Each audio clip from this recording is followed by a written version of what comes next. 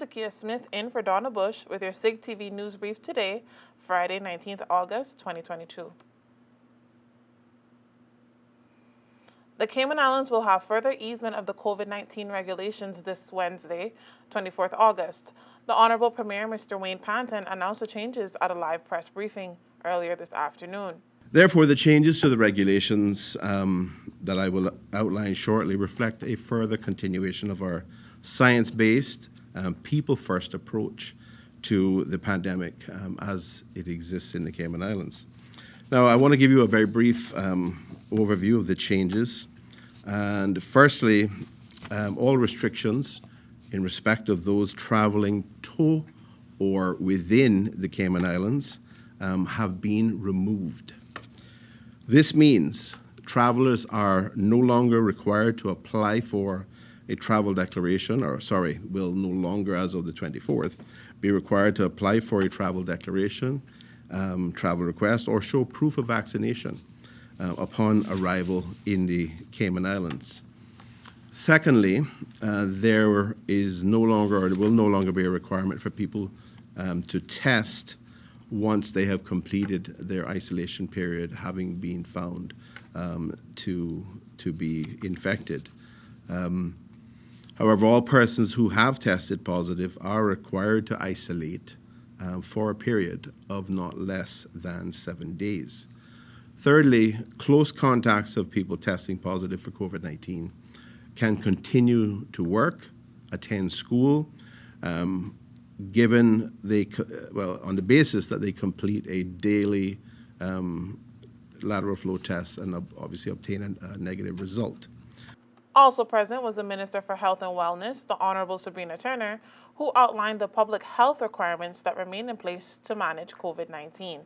While this is indeed a moment that we must all share and be proud of, the fact that it is public health surveillance and monitoring will still be an important component in just being vigilant as we enter this new chapter, because COVID-19 is still considered a pandemic by WHO, and it is a notifiable disease.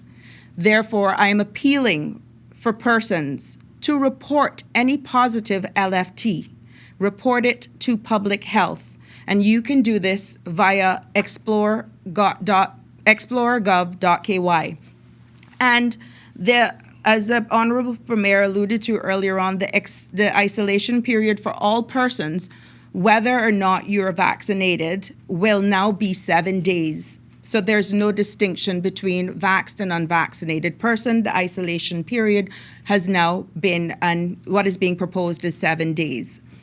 So confirmatory PCR testing by public health is strongly recommended, and we will be offering these PCRs free of charge to persons who test positive by LFT. The drive-through testing days will remain Monday, Wednesday, and Friday from 8 a.m. until 10 a.m. And this will also serve to propose ensuring that we get the correct diagnosis by providing the genomic sequencing samples. Now, close contacts of persons who tested positive for COVID-19 can continue to work or attend school once they take daily LFTs over 7 days and remain at home if they find themselves with symptoms. Vaccination clinics are still currently being held at public health, and public health will ramp up their presence again ahead of the spike anticipated in the fall season. So I want to encourage you to get your booster.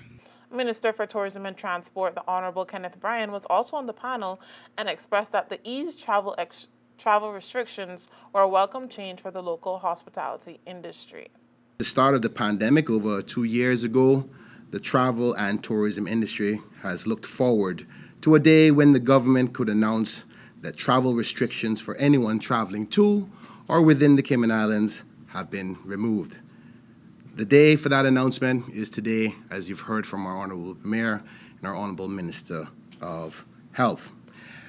As you've heard from the Honourable Premier and the Minister of Health, under the new regulations, which I'm going to repeat, you've heard before, as of the 24th of August, which is next week Wednesday, travellers are no longer required to apply for a certificate or declaration for travel to and from the Cayman Islands relating to COVID-19.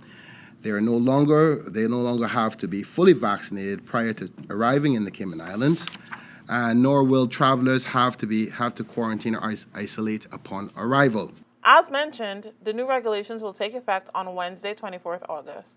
To read the full regulations and public health requirements, visit exploregov.ky. Teachers, staff, and faculty from Cayman schools met today for the annual Education Professional Welcome event at the Family Life Center. Minister for Education, the Honorable Juliana O'Connor Connolly, expressed pride in the educators for navigating recent challenges. My schools, my teachers, my students, yes, my children, my government has come together not as a strong competition, but an ever so strong coalition. And because there is a commonality that we are not going to leave any child behind, we have crossed many barriers. And as I have my downtimes, and I'm human and I do, after almost 25, 26 plus years, you kind of run out of space even when you're 250-something pounds. But when you have that deep down burning desire to leave this world, this stage, this educational jurisdiction better than you found it, you wash it off and do as Pastor says, you get up, you dress up, and you show up. The full event can be viewed on the Cayman Islands Government YouTube channel. Tonight's weather forecast calls for partly cloudy skies with a 40% chance of late night showers and possible thunder. Temperatures will fall to the mid-70s. Winds will be east to northeast at 10 to 15 knots, while seas will be slight with wave heights of 1 to 3 feet. As always, you can visit weather.gov.ky for the latest on expected local weather conditions. And that's it for today's news brief. I'm Takia Smith in for Donna Bush. Thank you and have a great weekend.